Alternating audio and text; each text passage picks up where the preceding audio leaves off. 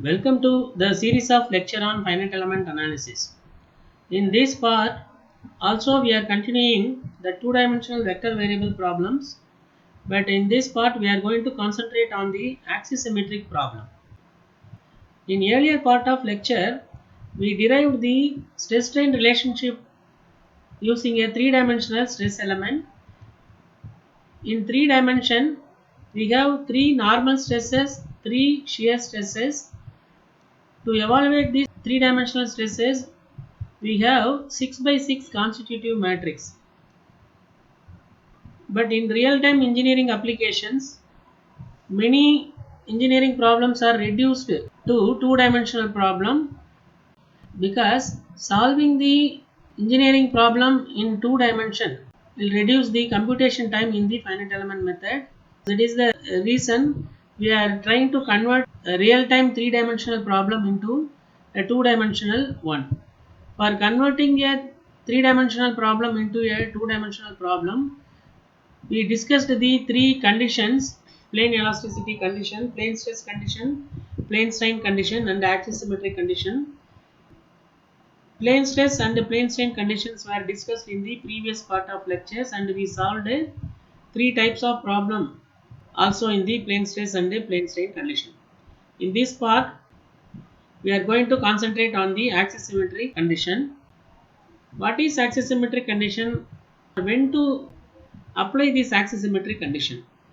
If the geometry, material property, load acting on the component, and the boundary condition all are symmetrical about a common axis, then only we can implement this axisymmetric condition for solving the problem.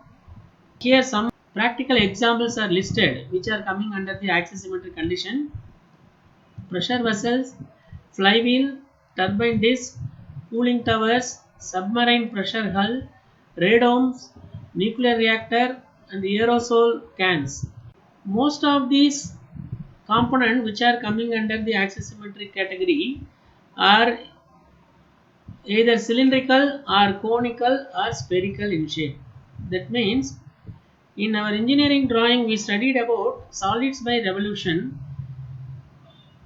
If we rotate a rectangular plane with respect to a vertical axis, we will get a cylinder. Similarly, if we rotate a right angle triangle with respect to the vertical axis, we will get a cone, right circular cone.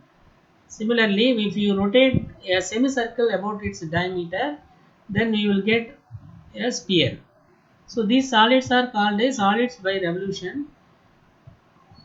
If any component which are coming under this geometrical category, cylindrical or conical or spherical shape, then we can apply this axisymmetric condition.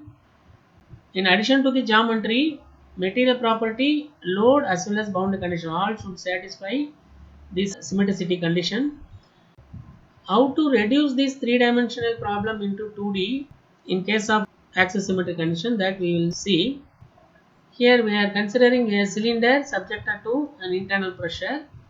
To analyze this problem, we are going to model only a two-dimensional plane like this. How we are going to convert this three-dimensional problem into 2D? Let us see. For this type of cylindrical component, we are going to use the cylindrical coordinate system. In cylindrical coordinate system, we have the radial direction R and axial direction Z, then circumferential direction theta. These are the three coordinates used to describe any point in the cylinder. Suppose if you want to locate a point inside the cylinder, we have to use these three coordinates R, theta and Z. From the axis, what is the radial distance? That is the radius. And from the horizontal reference, what is the angular position? We have to know, that is a theta. And from the base, what is the axial distance or height? That is Z. So these three coordinates are used to define a point inside a cylinder. This three-dimensional problem we are going to reduce into 2D. When you take a longitudinal section, that means section plane parallel to the axis. When you take a sectional plane parallel to the axis of the cylinder, it will called the longitudinal section. If you take a longitudinal sectional plane at any angle theta, say this is the angle theta. Now if you take a sectional plane here or in this angle, now the stresses acting on this sectional plane will be uniform or common irrespective of the theta. At any angle theta, if you select a section plane, at that particular plane the stresses acting along the r direction and z direction will be common. So that is why we are going to consider only this longitudinal sectional plane for modeling this type of axisymmetric solid. So we are going to say that irrespective of the angle theta, the stress acting on the longitudinal plane is uniform. By that way, we are going to omit this theta direction. We are going to consider only that longitudinal section plane for modeling in the finite element method. That section plane is considered along the RZ plane. So here the strain along the theta direction is not negligible, it is a constant. This is one way of understanding how this three-dimensional problem is reduced in 2D. The other way is for making the cylinder by solids by revolution method. If you rotate a rectangular plane for 360 degree, then we will get a hollow cylinder like this. In finite element method, we are going to use only that plane which is used for making this cylinder, that only modeled in the finite element method. This is the another way of understanding the axisymmetric problem. One way is we are omitting the theta direction because irrespective of the theta, the stresses acting on the longitudinal section plane is uniform. In that way, we are neglecting the theta direction. Or otherwise, solids by revolution concept, the rectangular plane is used to form the cylindrical surface. That is why in the finite element method also we are going to use this rectangular plane alone for modeling this cylindrical component. In this manner, we can understand how this three-dimensional problem is reduced into 2D in case of axisymmetric condition. In the axisymmetric problem, there is difference from the plane stress and the plane strain condition. Here we are going to consider the three normal stresses and one shear stress. That is normal stress along the radial direction. This is called a radial stress. Normal stress along the z direction. This is called axial stress or longitudinal stress. Then the stress acting along the circumferential direction, that is called the circumferential stress or hoop stress. Here circumferential stress is going to be constant, not equal to 0. So that is why we are considering that stress also. And the shear stress acting along the RZ plane, that also we are considering. So what is the major difference between the plane stress, plane strain and axisymmetric problem means, here we are getting three normal stresses and one shear stress. That is why this problem is discussed separately, not with the plane stress, plane strain condition, because B matrix and D matrix size going to be different from the plane stress and the plane strain condition. That is why this problem is taken separately. Now we will see the stress strain relationship for this axisymmetric problem. For the axisymmetric problem, since we have three normal stress and one shear stress, if we follow the procedure what we followed in the earlier part of the lecture, the plane stress, plane strain problem, if you derive the three-dimensional stress element for the axisymmetric problem, we will get this type of stress strain relationship in 3D. Now we are neglecting the two shear stresses.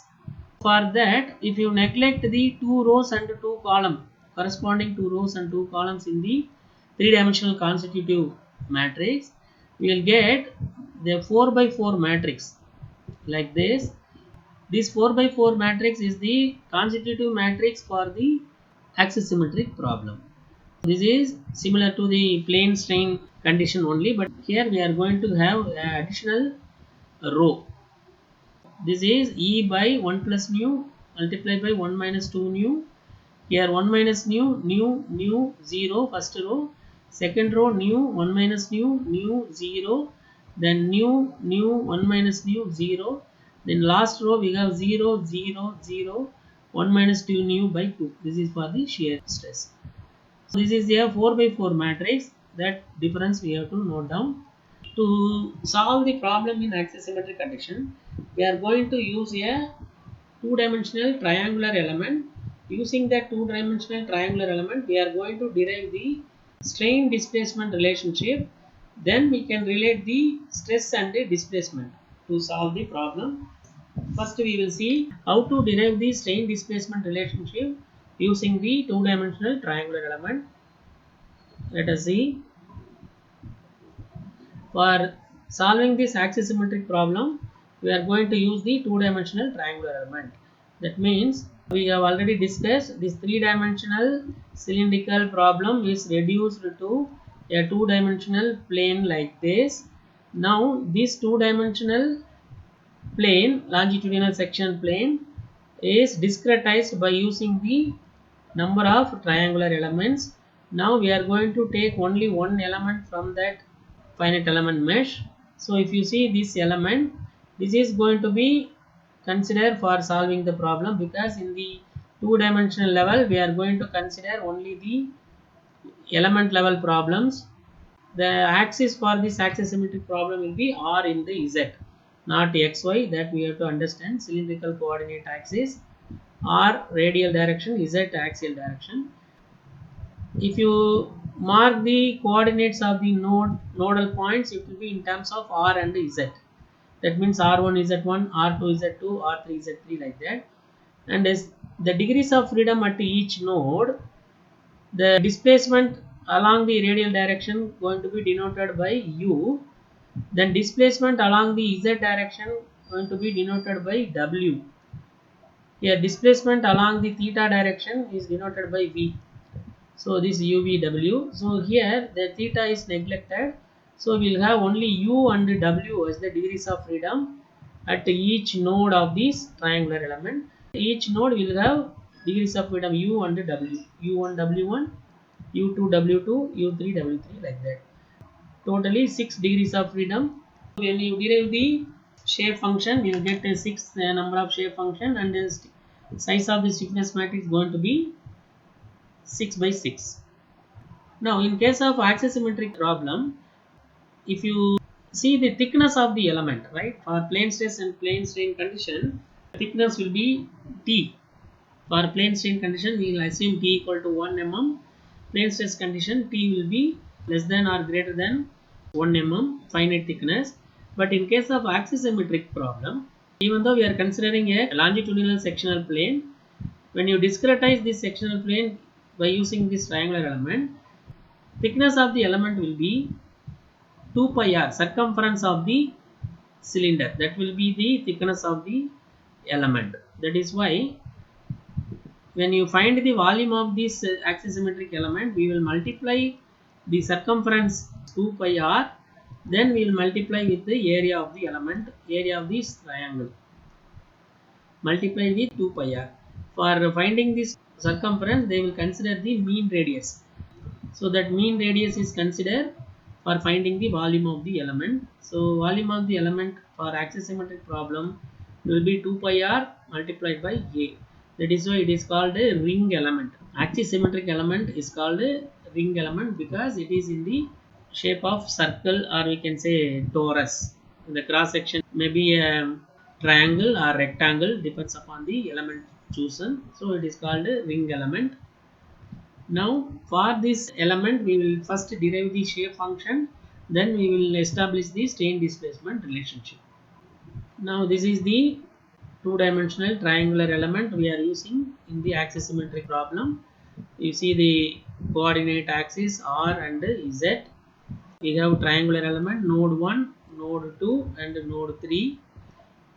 Nodal coordinates are r1 z1, r2 z2, r3 z3, and degrees of freedom u1 w1, U2, W2, U3, W3. 6 degrees of freedom.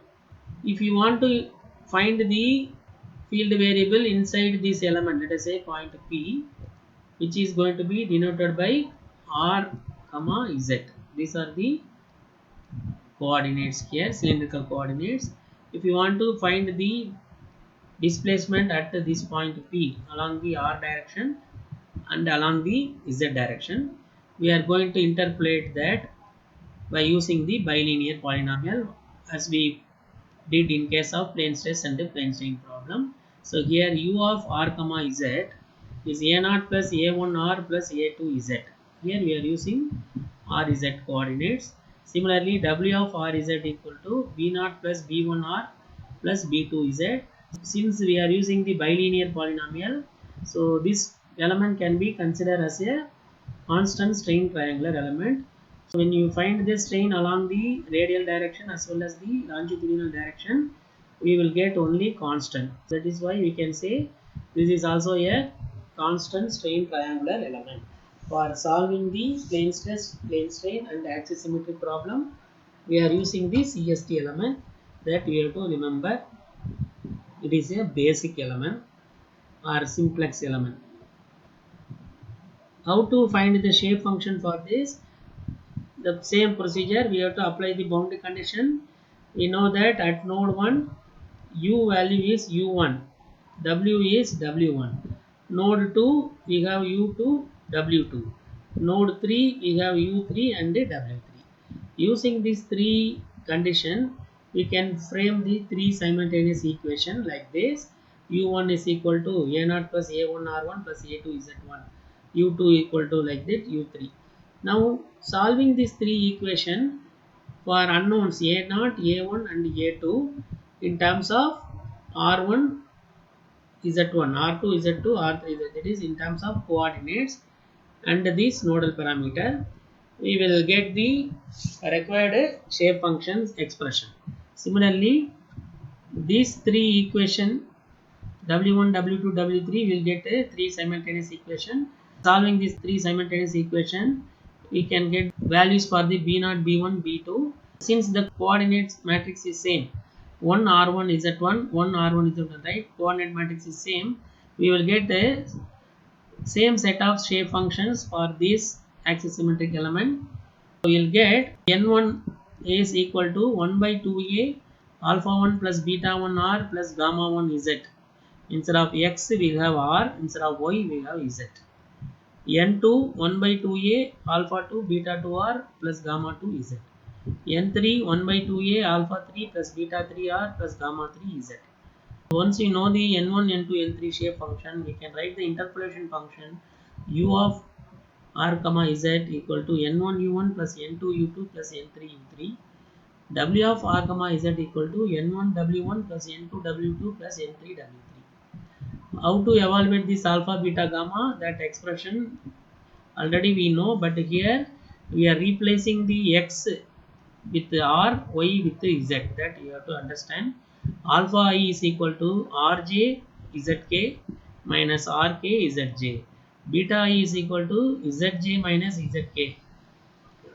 Gamma I is equal to minus of rj minus rk. What is 2a? 2a is determinant of the coordinate matrix. 1 r1 z1, 1 r2 z2, 1 r3 z2. For displacement along the r direction, displacement along the z direction, we are using the common shape function n1, n2, n3. So we will get only three shape functions for this 6 degrees of freedom. After knowing this shape function, we will try to define the strain for this constant strain triangular element.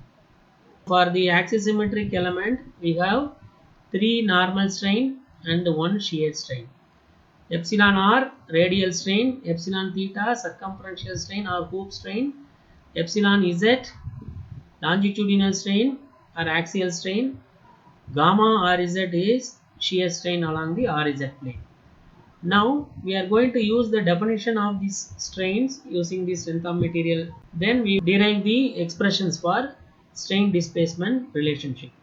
So by definition, radial strain is equal to dou u by dou r, because u is the displacement along the r direction.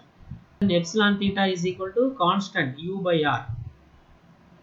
To understand this circumferential strain, here I am showing one simple diagram. If you take the section of the cylinder, you will get a concentric circle, and if you select one sector of this sectional plane, this sector alone is shown here.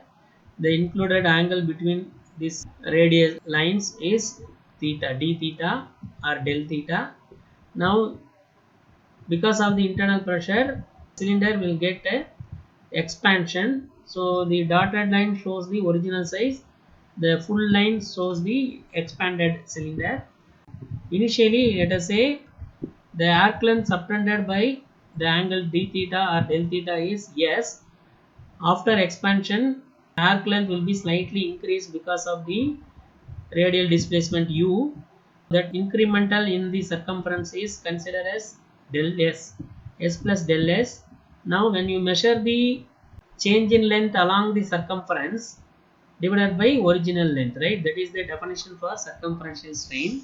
What is the change in length along the circumference? This S plus del S is enlarged one. S is the original one. So S plus del S minus S divided by the S. So you will get del S by S. This del S in terms of theta and u, right? So this del S is because of this displacement u. So u into del theta. The S is the original arc length. It is r into del theta. You can cancel this del theta and del theta. You will get u by r, which is a constant. So circumferential strain is a constant. We will get the circumferential stress also constant. Axial strain epsilon z equal to, by definition, dou w by dou z. Shear strain by definition dou u by dou z plus dou w by dou r. Now we have to substitute the expression for u, w, which is arrived in terms of shape function earlier. Then we have to differentiate with respect to r and z. We will get the expression, required expression for the strain displacement relationship. Now epsilon r dou u by dou r. Substitute u equal to n1 u1, n2 u2 and n3 u3. So we'll get dou n1 by dou r u1, dou n2 by dou r u2, dou n3 by dou r u3, like this. Epsilon theta constant, strain u by r simply. So this is the expression for u, n1 u1 plus n2 u2 plus n3 u3 by r. This is mean radius. Epsilon z dou w by dou z. Substitute the expression for w, n1 w1, n2 w2, n3 w3. So you'll get a dou n1 by dou z, dou n2 by dou z, dou n3 by dou z. Then shear strain gamma r z. Here differentiation will be different. Dou u by dou z, dou w by dou r. So you have to substitute the expression for u and the expression for w. And I am arranging in the order u1 w1, u2 w2, u3 w3. So here you will get dou n1 by dou z u1, dou n1 by dou r w1, dou n2 by dou z u2, dou n2 by dou r w2, dou n3 by dou z into u3, dou n3 by dou r w3. Now what is dou n1 by dou r, dou n2 by dou r, that we will see. Dou n1 by dou r is nothing but beta 1 by 2a. Why? In the expression for n1, when you differentiate with respect to r, we will get only beta 1. Other terms become 0. So beta 1 by 2a. When you differentiate with respect to z, we will get gamma 1 by 2a. So that is what shown here. Dou n1 by dou r equal to beta 1 by 2a. Dou n2 by dou r beta 2 by 2a. Dou n3 by dou r beta 3 by 2a. Similarly, dou n1 by dou z gamma 1 by 2a, dou n2 by dou z is gamma 2 by 2a, dou n3 by dou z is equal to gamma 3 by 2a. Very simple differentiation. Now substitute these values in the equations for strain. So we are writing these four equations in the matrix form. So in the left hand side we have this strain epsilon r, epsilon theta, epsilon z, gamma r z. In the right hand side we are using this displacement matrix as a 6 by 1 matrix. You have to write the displacement matrix always like this: u1 w1 degrees of freedom for node 1, u2 w2 degrees of freedom for node 2, u3 w3 degrees of freedom for the node 3. These should not be changed. Displacement matrix will be always 6 by 1 matrix. To relate this one, this is a 4 by 1 matrix, and here we have 6 by 1 matrix. To relate this, we have 4 by 6 matrix. Here, how to develop this matrix? First row is for the epsilon r, so we have to write a dou n1 by dou r into u1, here u2 u3. So beta 1 should be multiplied with u1, then 0, beta 2 multiplied with u2, beta 3 with u3. In that way we are writing the first row. Second row, what is the second row? This is for the circumferential strain, which is u by r. So you will get the total expression for the u. Alpha 1 plus beta 1 r plus gamma 1 z divided by 2a. This 2a is taken commonly outside, divided by r here. So because u by r. Similarly, we are getting this expression and this expression for the epsilon theta. Then third row is for the axial strain. Here we have to get the gamma 1 w1, gamma 2 w2. So in that way it is arranged 0 gamma 1, 0 gamma 2, 0 gamma 3 like this. Then final row will be for the shear strain. So here gamma should be multiplied with u, beta should be multiplied with w. That you have to remember. In that way we are writing this matrix. So this matrix relates the strain and displacement. That is why it is called a strain displacement relationship matrix, or simply gradient matrix. Why gradient matrix? Because these matrix elements are obtained after differentiating the functions. That is why it is called a gradient matrix. Strain matrix is equal to product of B gradient matrix and the displacement matrix U. So this is the relationship between strain and the displacement. After knowing the strain displacement relationship, now we can establish the stress displacement relationship. Let us see. Stress displacement relationship. By Hooke's law, we know that sigma is equal to product of D and epsilon, where D is the consecutive matrix. Now we derived this expression epsilon equal to B multiplied with U. Now substitute this epsilon expression here, we will get sigma, which is a 4 by 1 matrix. So what are the 4 stresses? Here it is shown 3 normal stress and 1 shear stress. And D matrix for axisymmetric problem is 4 by 4, and B matrix size is 4 by 6, and U matrix size is 6 by 1 always.